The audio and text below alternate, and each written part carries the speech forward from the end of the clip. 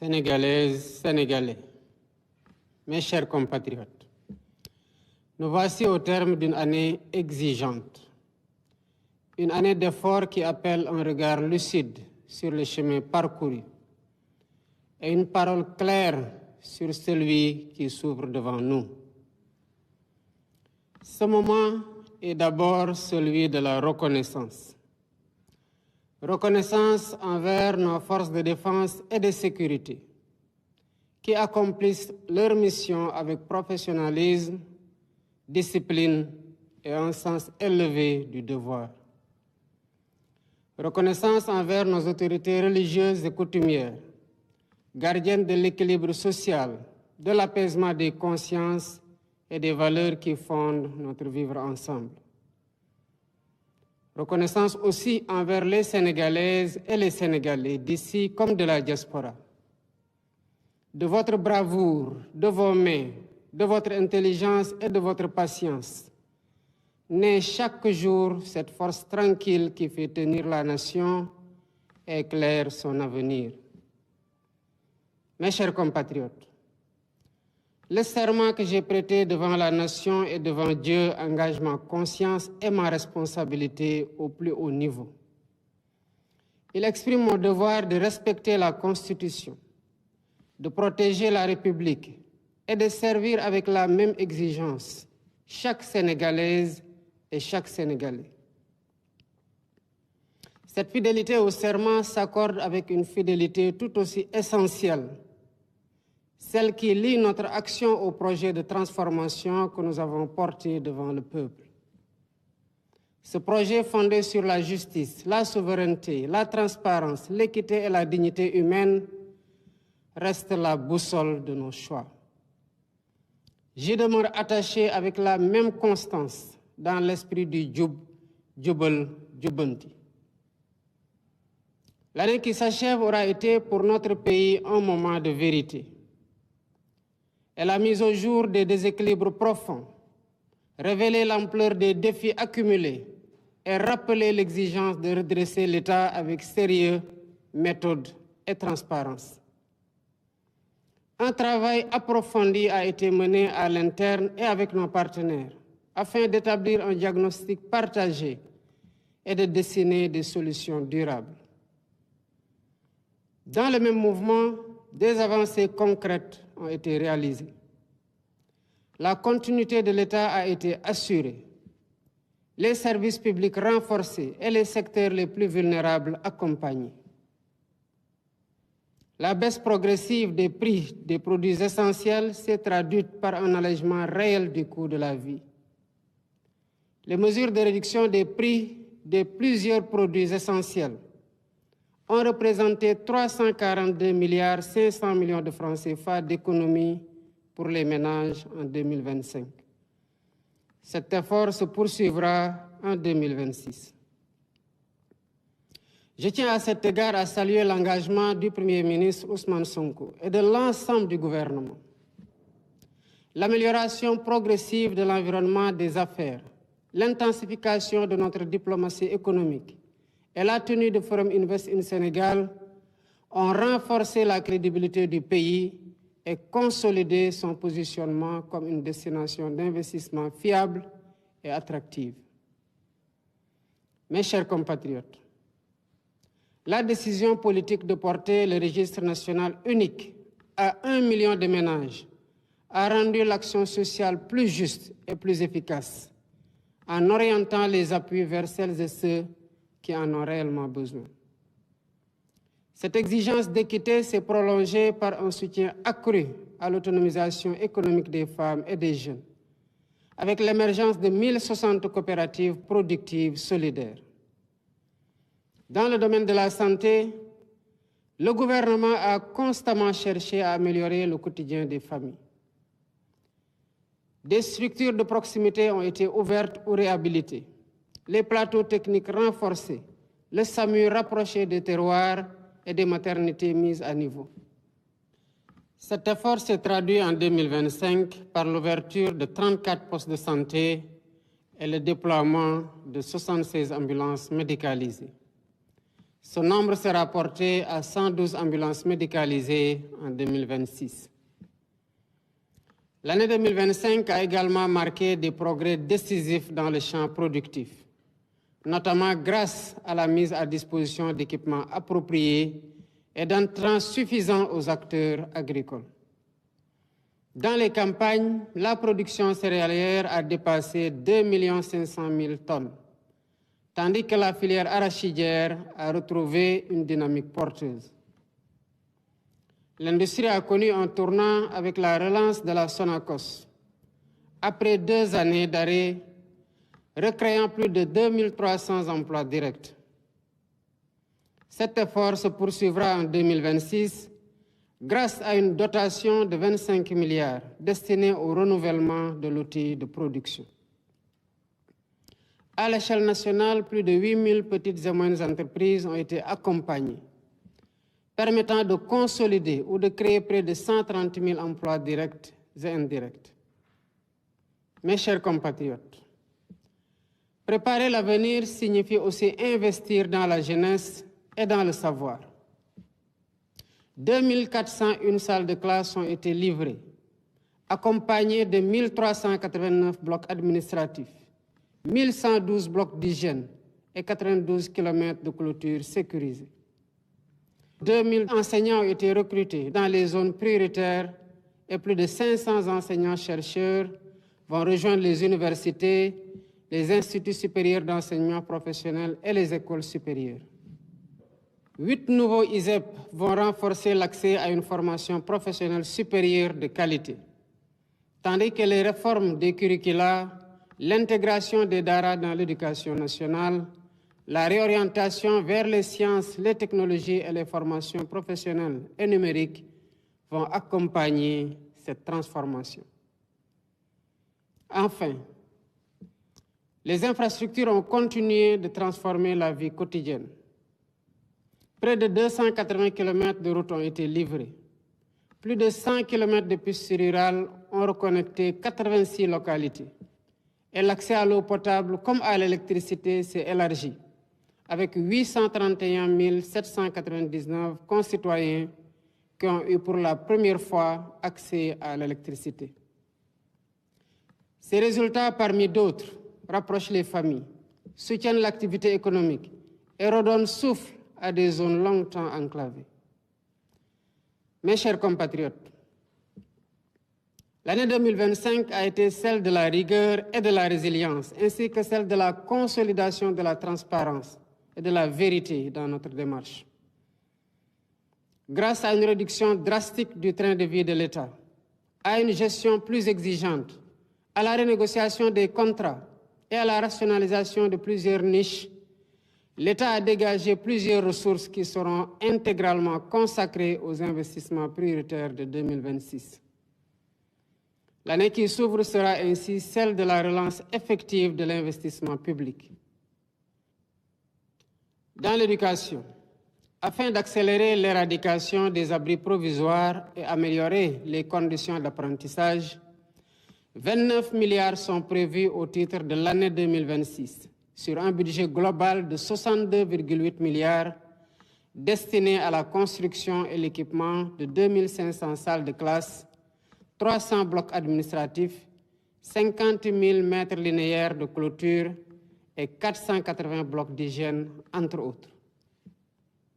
L'enseignement supérieur et la formation professionnelle et technique ne seront pas en reste, avec un budget prévisionnel de 31 milliards pour la construction, la réhabilitation et l'équipement des bâtiments dans les universités notamment. La santé bénéficiera d'un effort majeur, avec 91 milliards de francs CFA destinés à la construction de 35 centres de santé de proximité de grand standing, à l'achèvement de l'hôpital oncologique de Diamniadio et au renforcement des plateaux médicaux sur l'ensemble du territoire national. L'accès à l'eau constituera une priorité stratégique. Le grand transfert d'eau sera lancé avec un premier investissement public de 50 milliards. Il permettra de mobiliser un volume de 1 800 000 mètres cubes par jour, afin de prendre en charge sur le long terme les besoins en eau potable des centres urbains du Dakar, Mbour, Thiès et de Touba, sans compter l'irrigation de près de 15 000 hectares en appui aux objectifs de souveraineté alimentaire et de renforcement du secteur de l'élevage. L'hydraulique rurale sera aussi renforcée avec la relance de la phase 2 du projet d'approvisionnement en eau potable d'un montant de 55 milliards pour la réalisation, entre autres, de 101 forages et de 96 châteaux d'eau. Les infrastructures connaîtront une accélération significative.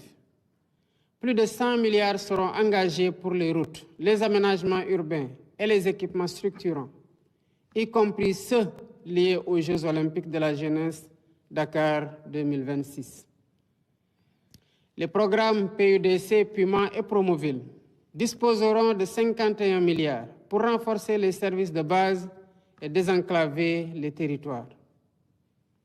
La construction du deuxième pont de Ziguinchor, avec une dotation initiale de 25 milliards de francs CFA, améliorera durablement la mobilité dans cette région. Dans le même temps, le plan Diomaye pour la Casamance, dont l'impact est déjà significatif, s'étendra progressivement aux autres départements des régions du Sud. Le monde rural bénéficiera d'investissements ciblés, avec 18 milliards dédiés aux coopératives agricoles communautaires et aux premières fermes intégrées, ainsi que plus de 91 milliards pour les agropoles du Sud et du Centre, afin de renforcer la production, la transformation locale et l'emploi. Dans le domaine de l'énergie, l'année 2026 marquera une accélération décisive avec le raccordement prévu de 3 637 localités supplémentaires, représentant 113 654 ménages et environ 1 235 755 personnes. Parallèlement, le Sénégal franchira une étape majeure vers la connectivité universelle, avec le déploiement d'antennes satellitaires permettant à près d'1 million de personnes d'accéder gratuitement à l'Internet en 2026, ouvrant ainsi de nouvelles perspectives pour l'éducation, la santé, l'entrepreneuriat et l'inclusion numérique. Enfin, l'accès au logement sera soutenu par 20 milliards de francs CFA destinés à impulser le programme des 30 000 logements et le programme de rénovation urbaine. Ces choix traduisent une conviction claire. Le Sénégal dispose des ressources, de l'intelligence collective et de la capacité de travail nécessaires pour se relever, se transformer et bâtir son avenir par ses propres efforts, avec sa jeunesse comme moteur et son peuple comme force. Mes chers compatriotes, le Sénégal a choisi de demeurer fidèle à ce qui fonde sa force. Une démocratie vivante, un état de droit exigeant et une tradition de dialogue profondément enracinée. C'est dans cet esprit de continuité et de responsabilité que les réformes engagées ont été poursuivies afin de renforcer la solidité et la crédibilité de nos institutions.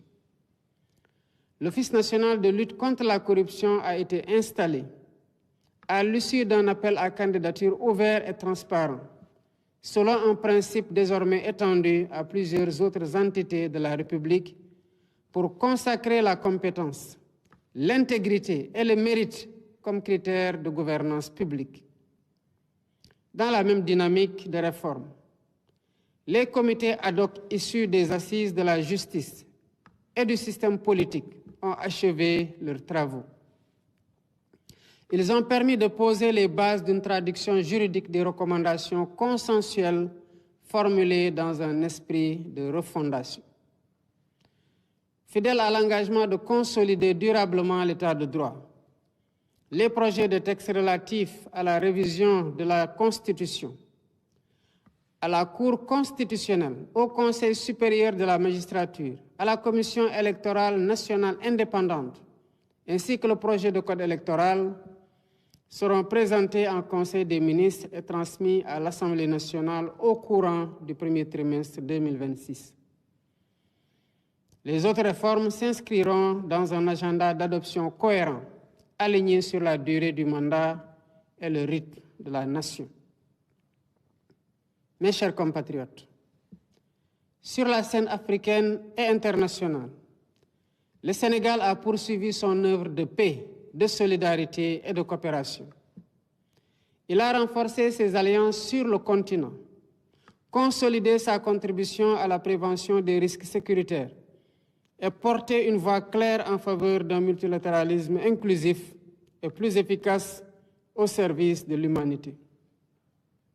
La décision du 68e sommet des chefs d'État et de gouvernement de la CEDEAO de confier pour la première fois au Sénégal la présidence de la commission de l'organisation en constitue une reconnaissance forte et sans équivoque. Mes chers compatriotes, au cœur de notre nation, la jeunesse constitue une force qui ne s'érode jamais, malgré les épreuves. C'est d'abord pour elle que j'ai décrété l'année 2026, année de l'emploi et de l'économie sociale et solidaire. Notre pays accueillera les Jeux olympiques de la jeunesse Dakar 2026, premier événement olympique sur le sol africain. Ce rendez-vous dépasse le cadre du sport.